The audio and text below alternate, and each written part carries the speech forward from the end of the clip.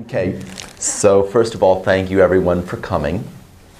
And just by way of introduction, I'd like to explain how I came into this, how I came into my whole Israeli map project and my whole study of the area. And it really, in many ways, tracks a lot of what we're talking about today. In the late 70s, early 80s, I went to Cornell University. And I was one Jewish boy sitting at the Israel desk with a flag of Israel. Years of my Cornell time. There were two Palestinian Arab graduate students, very intelligent. And for 4 years, they harangued whoever was at the table with a very simple and effective, and in my particular view, lethal argument. They'd look at him and they'd say, "How old are you?" And they'd say, 18, 19. "Have you ever been in the Israeli army?" "Nope." "Well, hold a second. You've never been in the Israeli army?" "No." "Don't you know there are Israeli generals who say you can give up the whole West Bank and it's no problem?" Okay? Well, you know what? You are the obstacle to peace. Because if there are Israeli generals who say you can give up the West Bank, how come you, sitting behind this table who've never been in the Israeli army, are somehow saying you're supporting Israel when Israel isn't giving up the West Bank? Now, what that really was something much, much more profound, in that there are Israeli generals who, quote unquote, say you can give up the West Bank. And there are also Israeli generals who say you can keep the West Bank. And so as I grew, I became a lawyer and I would go to Israel events, it was even more confusing. Because I'd go to one Israel event and you'd have a diplomat expert say, you got to keep the West Bank for Israeli security. The other would say, you've got to give it up. I felt like I was in a revolving door. And I tried to understand what exactly are these people arguing about. What are these two military supposed experts arguing about? Because you rarely have two doctors that have such diametrically opposed views of what should be done in a medical situation. Here you have military experts. So, long story short, came up with my map, and for about 25 years, it was actually before Oslo, I've been showing people my map. And with no further ado, let me get to the heart of the story. The issue here is not just anti-Semitism in a vacuum. That's not the issue. If that were the only issue, meaning you had anti-Semitism in the world, and there were going to be Jews that are going to be either threatened or killed, that would be a terrible, horrific thing. And that's one thing. However, we have learned from history that it often repeats itself.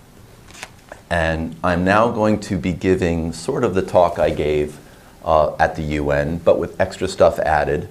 And it's on videotape, so if you want to show it to your friends, you'll see the PowerPoint. And I'll take you through the PowerPoint, and at some times I'll come up and show you the map. So my basic thesis was Israel's fight today will be the world's fight tomorrow. And what is that? What am I saying? I'm saying, guys, this is not just an anti-Semitism that begins and ends with the murder of 6 million.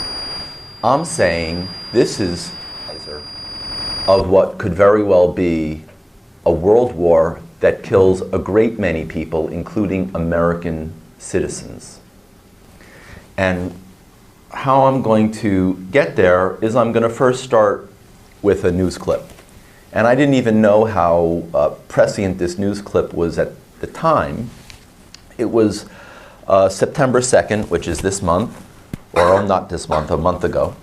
And it was by the defense minister of Israel, Moshe Ya'alon. And he had two things to say, which I'm going to really be focusing on in this talk. The first is, a West Bank withdrawal will lead to rocket and mortar fire on Ben Gurion Airport. That's statement number one. But statement number 2, which actually was just officially echoed in Prime Minister Netanyahu's speech at the UN, was he said, we have to look at a diplomatic process outside the box before withdrawing from the West Bank, mentioning newfound strategic interests shared with moderate Arab states. Now, I'm, for the moment, not going to get into whether the Arab states are moderate or not. That's really for another day.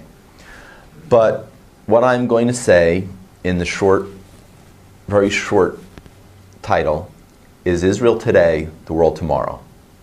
Now, how am I going to get there? I'm starting in the anti-Semitism of 1938. Not even the anti-Semitism of 1939. We're just talking Kristallnacht. Now, I would say that if you lived in 1938, it would have been rather difficult for you to go from Nazis burning down synagogues and killing Jews in Germany and in Austria to Hitler taking over Europe and invading and causing a world war and killing 50 million people. I think it would have been a leap. Okay. However, I'm going to be showing you through maps and graphics a straight, dead straight line where you don't have to jump from today's anti-Zionism to a world war, to an Islamist sweep. How am I going to get there? I'm going to get there through maps. And it's not going to be an emotional thing. I'm just going to show you a bunch of maps, and you'll look at it and we'll come to a conclusion whether I've got a point or not. Now, I would be remiss if I did not explain the picture on the left. The picture on the left is, or was, a 16-year-old Jewish Israeli boy called Daniel Viflik.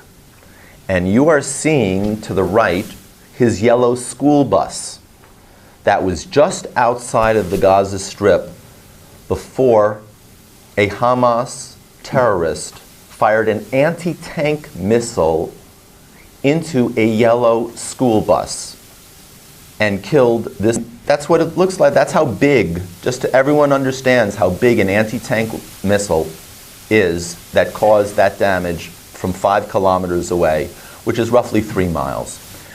Now also I want everyone to see on the bottom, that left picture, the bottom picture. It's very important when you look at the damage that's done by these rockets, you got to look at the holes that are created.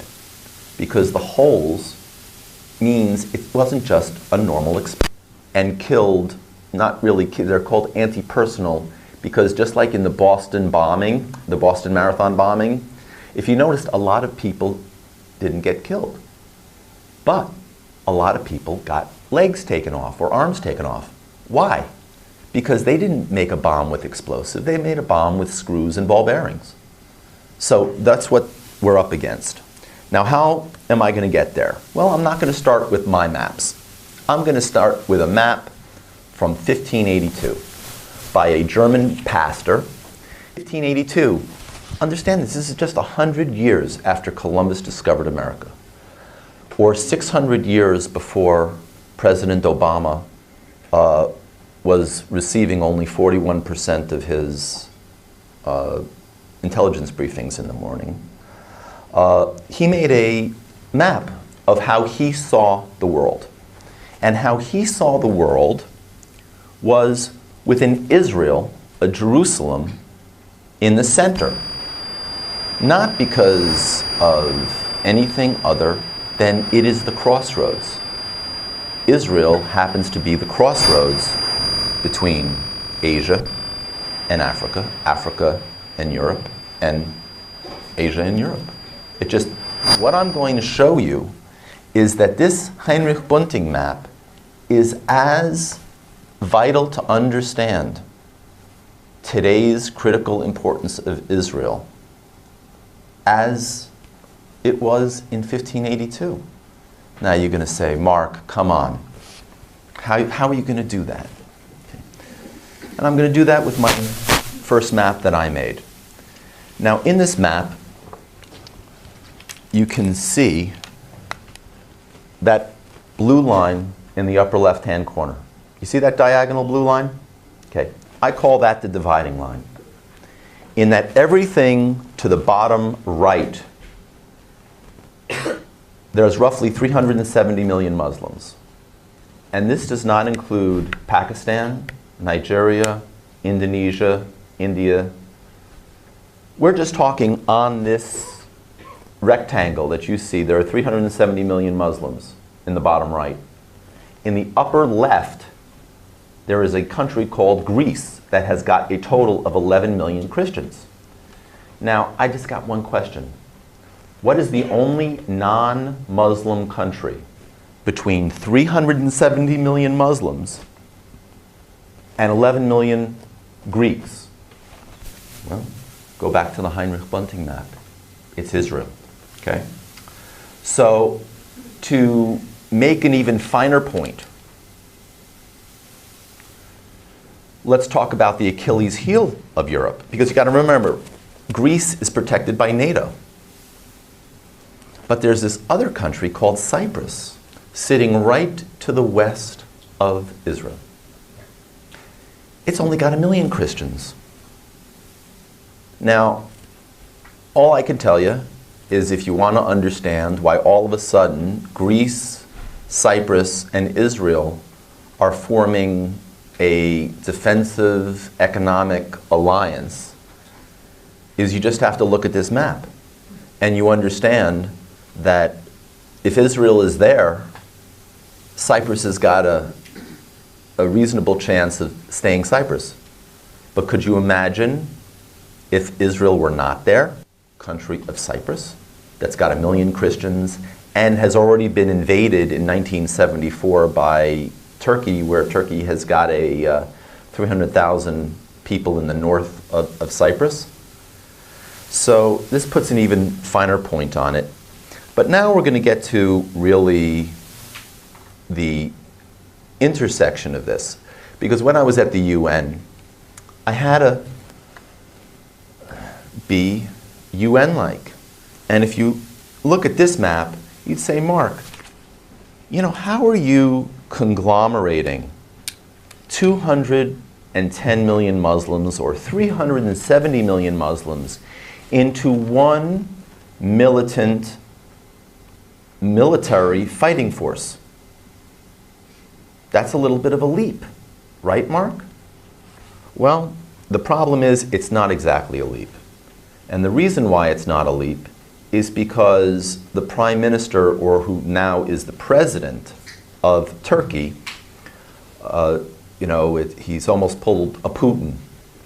Turkey was supposed to be a democratic Muslim country until Erdogan came in. But in September 13th of 2011, Prime Minister Erdogan said in Egypt, an Egyptian, Turkish, this is after, everyone should understand, this was after Mubarak had neighborhood country in Egypt. All of a sudden, Erdogan, this was his favorite place to go and to express solidarity with. So he goes and he says to a thronging crowd, an Egyptian-Turkish alliance would form a force 150 million strong, and we are surrounding the Mediterranean. So it's not me that's saying this, it's Prime Minister Erdogan. But there's another thing about Prime Minister Erdogan. He recently said during the Gaza conflict, Israel surpasses Hitler in barbarism. Okay? Can you imagine, this is a moderate Muslim leader who is a NATO ally of the United States, saying that Israel surpasses Hitler in barbarism when Israel is never before practically in human conflict is one side sending leaflets to the other, texting, phoning, please leave your home or wherever, because we believe there are weapons there and we're going to be attacking it. That, and sending tons, as Prime Minister Netanyahu said, sending tons, while the war is going on, sending tons of humanitarian aid and relief to Gaza. So this is the Prime Minister of Turkey that's saying this. And my belief is that these are really two sides of the same coin. A force 150 million strong is also saying Israel surpasses Hitler in barbarism. Now I'm just going to stop here and I'm going to talk a little bit, for just as a segue, sort of an abrupt change, but I just want to tell everybody my first time at the UN, where I was going as a reporter. I went a little early, and I was listening to a UNICEF woman. UNICEF, you know those little blue boxes that you used to raise money for on Halloween time? And she was the Gaza UN representative. And she gets up there and she says one of the parties was trying to instrumentalize the UN and trying to evacuate areas so that they could affect military operations in them. She first didn't mention who, and a journalist said, oh, well, clearly this is Hamas. And she says, no, no, no. It was Israel. And the UN refused to assist them. I'm sitting there, and everyone's nodding their head, and I'm saying, everyone here is drinking Kool-Aid. This woman has just said that the United Nations was given notice by Israel that certain buildings were going to be bombed and certain areas were going to be bombed. And in her talk, she even said they gave hours notice. And what did the UN, not just UNICEF, the UN refused to assist Israel and notify people in the area. That is how bad it is. But now let's get back to the talk. So why is all of this? What is Hitler's barbarism? What is 150 million people having anything to do with Israel? Well, now I'm going to go up and show my map a little bit. Can everyone hear me, or is the mic working? Yes. Mic work, great. Okay. So the biggest issue we face was when these two generals, you know, the Israeli left-wing general and right-wing general, they're really talking almost like two chess grandmasters, talking about a chess game that very few people actually understand where the pieces are and what the pieces mean. And so what I tried to do with my maps is actually explain to people what the pieces mean so they understand what these people are actually talking about. And what I first did was I created this map. And I'm going to give everybody just a quick tour over the map, in that if you look at this red line here, this is the Jordan River.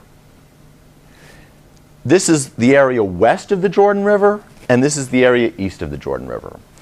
And by way of introduction, I'm going to tell my story that it's the one moment in my entire map experience where I knew I was onto something, and I knew it was big. About 22 years ago, I scored a meeting in the New York Times editorial board. I schlepped my map, put it down on the table, and you had the editors for the Times who were writing the very editorials you're reading today.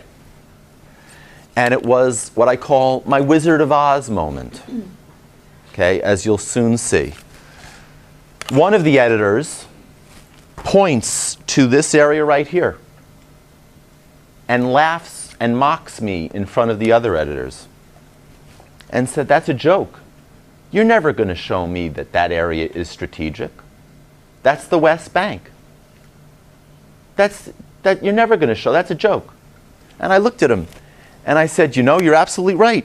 That is the West Bank, and I'm not going to show you why that's important. I said, but that is not the West Bank we know and love to argue about. And I took this off. The actual West Bank is this mountain range here that you see. Okay? And the green line is this green line. So the West Bank is not just this little bank of the Jordan River, it's actually this mountain range.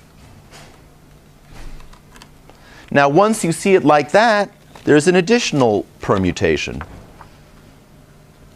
I put my blue patch on there. Now, between the green line and the Mediterranean Sea is about 10 miles. And between the top and the bottom of this blue patch is about 40 miles. In this 400-mile square area is 70 to 80% of Israel's Jewish population and 80% of her industrial base. So what you're talking about when you're talking about the West Bank is this mountain range sitting right on top of what is the crown jewel of Israel. Now, that is going to become a vitally important thing to understand a little bit later in my talk. And so now, just that I've shown this, I'll jump back to the PowerPoint. You've got this whole mountain range, which is the mountains of Samaria, sitting right on top of. Now, when Moshe Ya'alon is saying that they're going to fire mortars or rockets into Ben Gurion, what he's talking about is from here, you can fire a rocket right into there. Now, one time I was speaking to a Jewish, if he's not 100 million, he's maybe close to a billionaire, who was a pro-peace process billionaire. And I'm showing him my map, and he looks at me, and he scratches his head, and he says to me, Mark, how many rockets have they fired? Okay. Now, I've heard all the arguments before, and unfortunately, I knew exactly where this man was going. And where he was going was on the scale of my map. If I go back to here, they've been firing, up to now, relatively short-range rockets from Gaza. This is roughly 20 kilometers or 12 miles. Like, not in this past conflict where they fired much, much longer rockets, which I'll show you. They've been firing these rockets. So what he was getting at was, Mark, how many rockets did they fire? And I said, Dan, they fired about 15,000. And he looks at me and he says, that's a lot of rockets. And I knew what his next question was going to be. And I said, Dan, you want to know how many people they killed? He said, yeah. And I said, about 22. And I said, so Dan, what you're really telling me is if the Israelis but observed their speed limit, you'd save more Israelis in 1 year by observing the speed limit than all the Jews you lost over the past 10 years of rockets. He's silent because that was his argument, as crazy as it is. I said, but Dan, that's not the problem. The problem is, because of the area around the Gaza Strip, it's very sparsely populated as opposed to in this Sharon plain. So 15,000 rockets from the Gaza Strip is like firing a rocket from North Dakota into North Dakota. Apologies in advance if there's anyone here from North Dakota. No, the idea is you're not going to hit much with a rocket from the Gaza Strip, even though you can. The problem is, if you smuggle those same types of rockets into the West Bank and fire them from the West Bank into this densely inhabited population zone, it's like firing a rocket from Brooklyn into Manhattan. You're bound to kill someone. Or you're bound to hit Ben Gurion Airport or Tel Aviv. It's like firing from Brooklyn into Manhattan. So that's why the density issue is so important. And why the topographic map really shows that issue up. And so I have a graphic that shows the rockets. Now, everyone should understand what they've been firing from the Gaza Strip until relatively recently has not been a Katyusha rocket truck like you see. What they have been firing is one pipe at a time.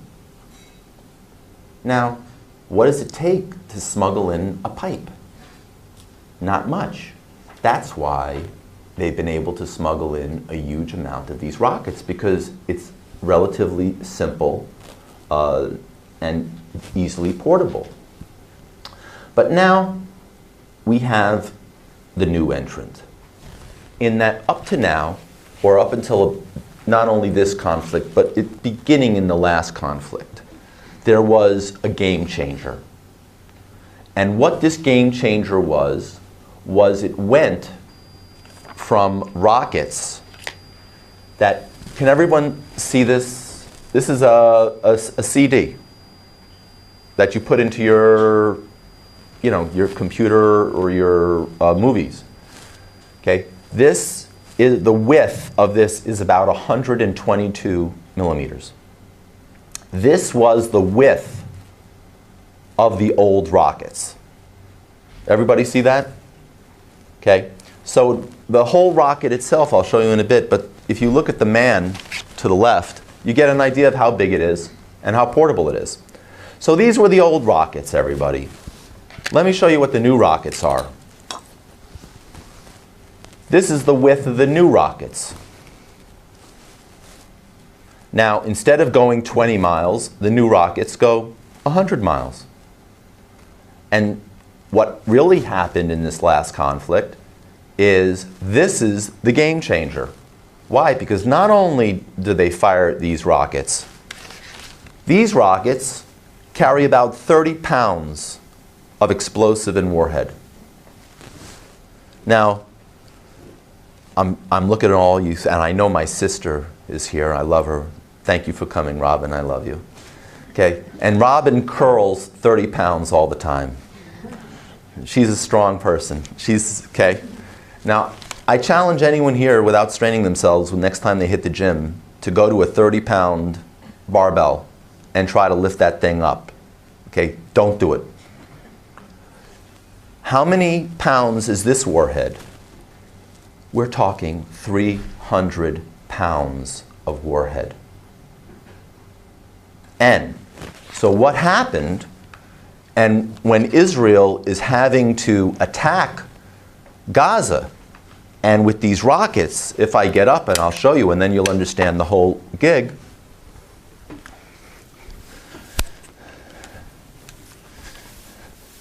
Is all of a sudden, overnight, instead of having rockets that sort of went this far and didn't do much damage, you had rockets that went this far and actually covered your entire population center. And so when Israel is attacking these rockets that are built near apartment buildings, this is what we're talking about in terms of the urgency of Israel attacking that military target, where they could be firing a rocket that hits this population center. Here's the next graphic, and here. Now, there's an additional problem in that during the last week of the war, a Palestinian pollster took a poll. This is not an Israeli pollster, this is a Palestinian pollster in Gaza of about 1,200 adults, if you want to call them adults after what you're about to read, and 88.9, this is after the war, or after the heart of the war, 88.9% support the firing of rockets from Gaza at Israel. Everybody should additionally understand that there were other polls taken by the Pew Center, which actually showed about 70% of Palestinians in Gaza Strip approved of suicide bombing in one form or another. So now you understand that the real hesitancy they had in going to 88% of suicide bombing is they felt we don't want to have someone die in the process of committing a suicide. Here, where there's less of a chance of someone dying, close to 90% of the Palestinians support suicide bombing. Now, what is this missile, this game-changer missile? Well, it's called the Khyber missile, and it's called the Khyber missile by Iran. Now, I don't expect people to really know what Khyber is about, but Khyber was a battle between Muhammad and the Jews of the Arabian Peninsula in 628, where he basically killed a bunch of Jews in the city of Khyber and enslaved a whole bunch. And so when you hear Muslims saying Khyber, Khyber, they're basically evoking the battle of Muhammad, where Muhammad defeated the Jews, and that's why the Iranians call this missile the Khyber rocket. Now, one should understand the real difference in this missile. It isn't just a missile where, like a Katyusha, you have these ball bearings that tear people's legs off and kill people. You have a 300-pound warhead. And I have listed here the various types of warhead that it is capable of holding. And one of the types is called a fuel-air bomb. Now, I don't mean to be unpleasant, and I'm not going to go into the actual aspect of what the fuel-air bomb does. It's in your material. But they call a fuel-air bomb a poor man's nuclear weapon. And they call it that for a very good reason. It is beyond lethal. And it is, so when Israel is receiving these missiles from Gaza, they don't know whether Hamas has put a fuel-air bomb on its warhead. They don't know if it's just anti-personal, prefabricated fragments. They don't know. They've got to do everything they can to stop that missile. And so when you see Palestinian children in the terrible pictures that we've seen, you have to understand the context of what we're talking about.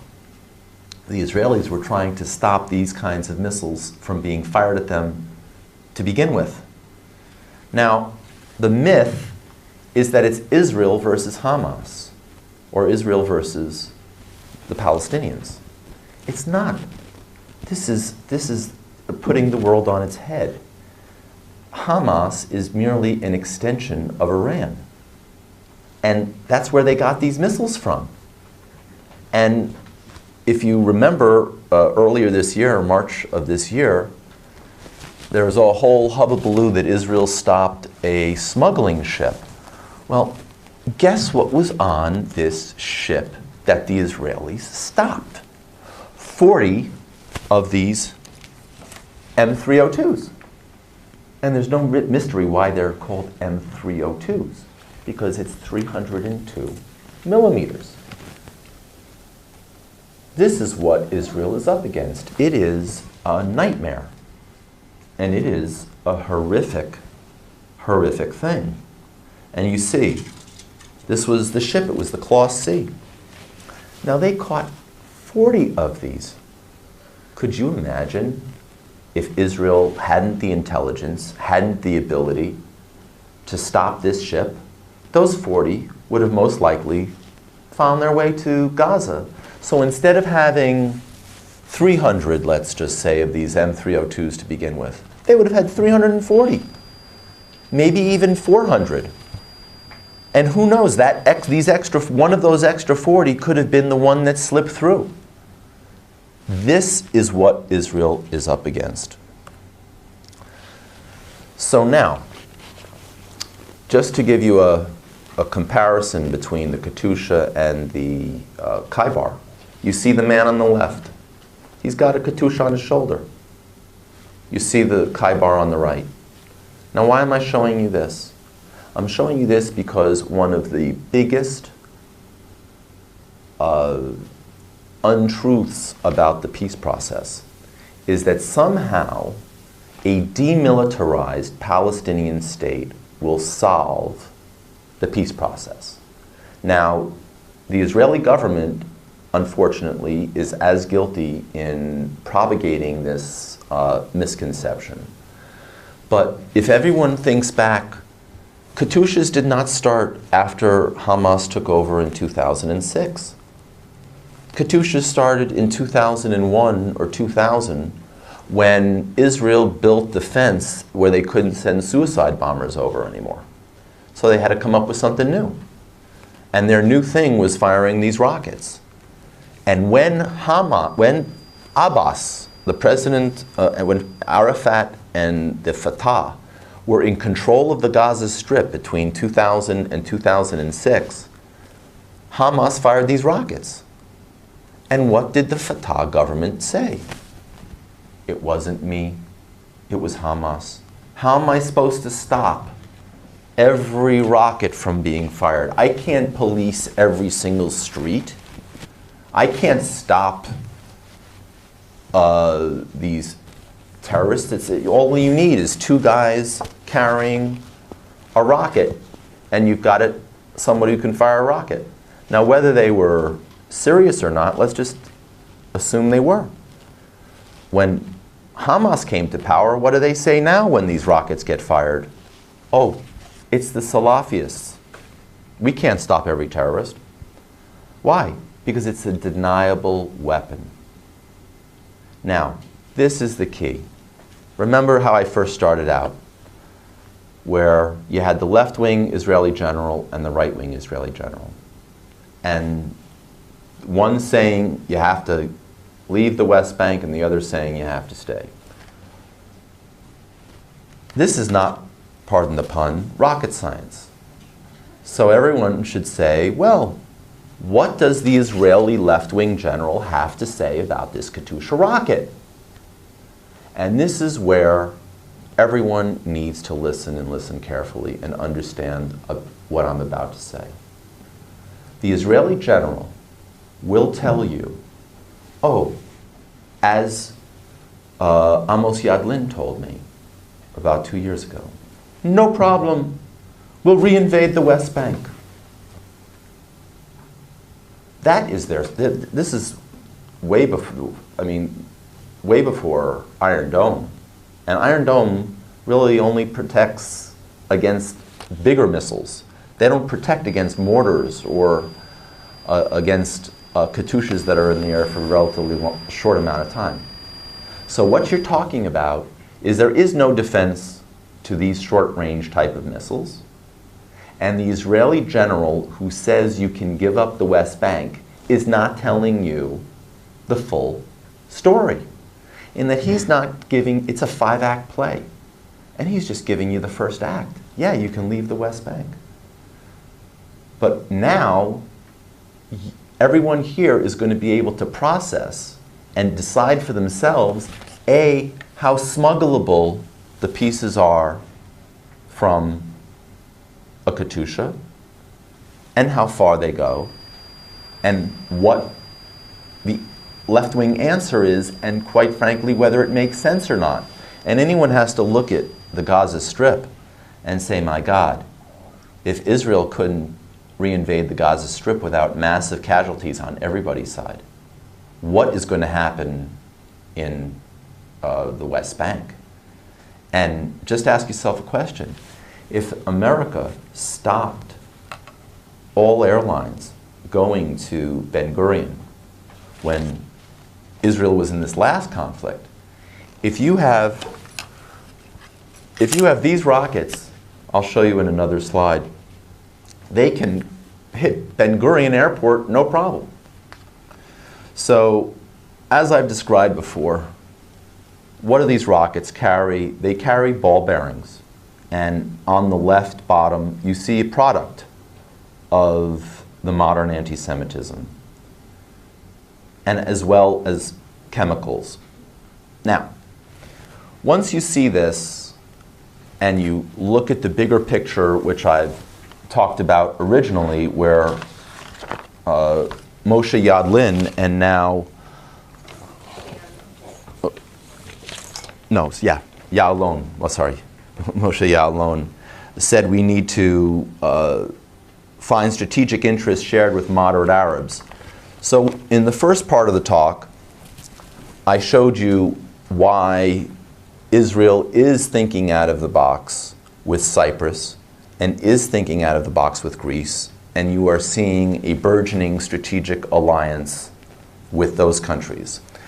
Now, as just a short aside here, I walked into a congressional office once, about 2 years ago, and the LA said, my boss runs a tight ship, and we're really only concerned about the budget.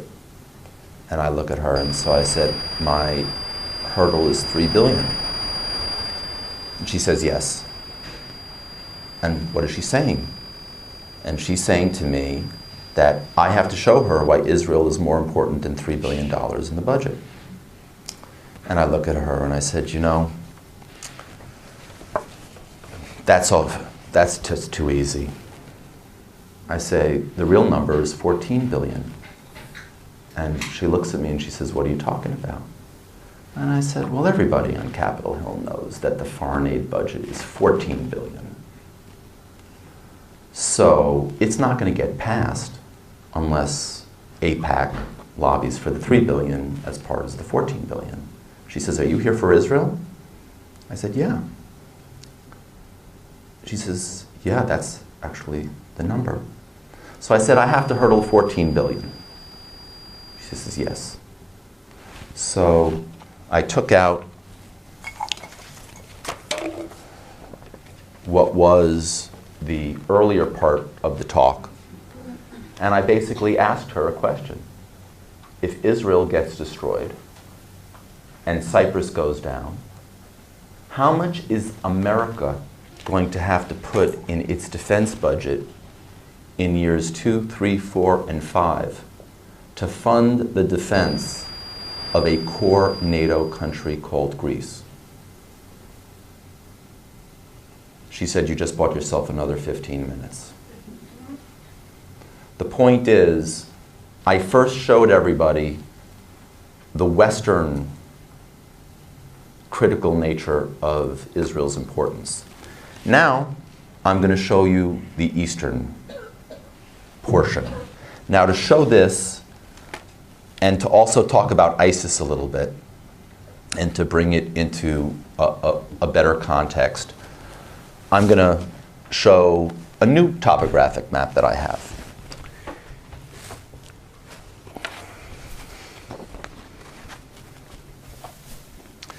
And the new topographic map is a map of Iran, Iraq, Syria, and really Europe. Now, in the materials, there's this fold-out called the black gold triangle. What I'm about to show you is what everyone is really fighting over. And it's not Israel. When you look at this map, you'll see something very dramatic. Actually, if you start in this top map, and then I'll take you to the map that's up there. This top map is a map that is off the internet from a famous cartographer called Azadi.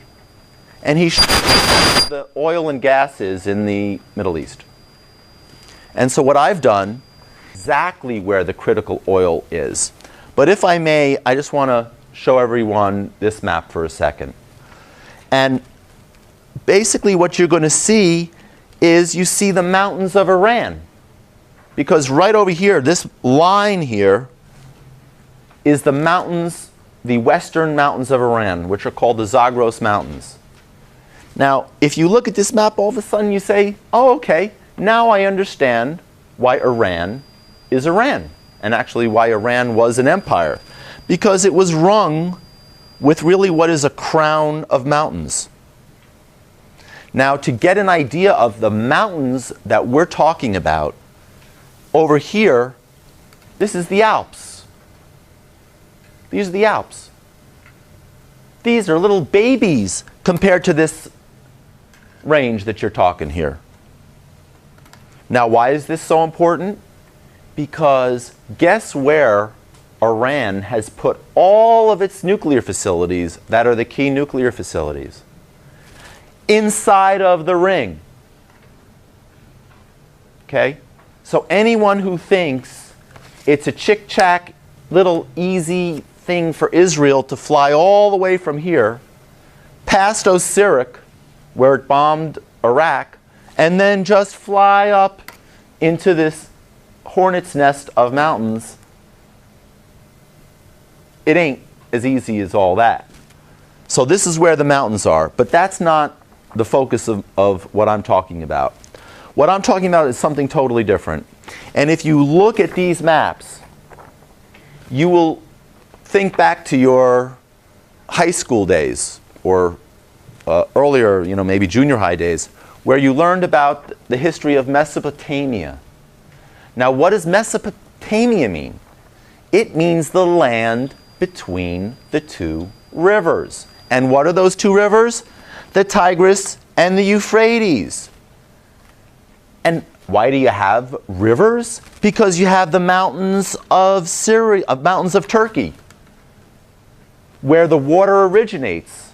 And you have the Fertile Crescent. You can see the crescent, where the Euphrates is on the west and the Tigris is on the east. Now, once you see this depression in this topographic map, all of a sudden, when you look at where the oil is, and if I could just take my plexiglass piece and do something different with it, which is just to give you an idea, and you put it right over that depression, that's where all of the oil is. Meaning, in Iran, virtually 95 to 100% of Iran's oil is not located all over Iran. It's located in this one area west of the mountains called Ahwaz. When you look at Saudi Arabia, you think, well, all of Saudi Arabia has oil. No. Just the eastern aspects have oil. The rest of Saudi, again, in Saudi Arabia, 95 to 100% of the oil is in 5% of the land in this in the eastern aspects of that black gold triangle. So now, two things. You have rivers. What are rivers? Rivers are agriculture. Where there's agriculture, there's people. And under here, this black gold triangle, now, does everyone understand where ISIS is likely going to be focusing its efforts? In Iraq. Right in between the two rivers, Mesopotamia. And you can look at the maps now of ISIS, and you will see the path of ISIS is in fact based on two primary geographic facts. One, the rivers, where near the rivers you have agriculture and you have population, and you have, if you control that, you control the area. And two, it's the Sunni areas that are containing the oil, which are underneath this red triangle. So, in understanding how and where ISIS is going to go, where it is likely to lead. You have to look at the geography, but then you've got a large number of people who, when they say the two-state solution, they don't mean two states living in peace with each other. They're really talking about a zero-state solution, which is no Israel at all. And they're just looking to get that hook in to get a Palestinian state that they can make all of this happen. And so you really have to get to the bottom when someone's saying that Israel is the cause of instability. You know, what exactly are you saying here? But getting back to one of the elements of what that congressman said to me, he said it's the cause of high gas prices. Okay. It's bad for the economy. The Arabs don't like us. And so I went to him and I said, well, you know, you've got Egypt here and Saudi Arabia here and Syria here, and I saw his eyes glaze over. God bless him. And so on my way back in the train that day, I made what is really the map that has stood me in good stead for 22 years, and which is the underpinning, in my belief, of what Bibi Netanyahu is truly talking about. Because Saudi Arabia was explicitly mentioned in his speech, as well as Jordan and Egypt and Bahrain and Abu Dhabi and these places. And so far, no one has said he's too crazy, which is really drama and maybe even history. And so my belief is that there is a commonality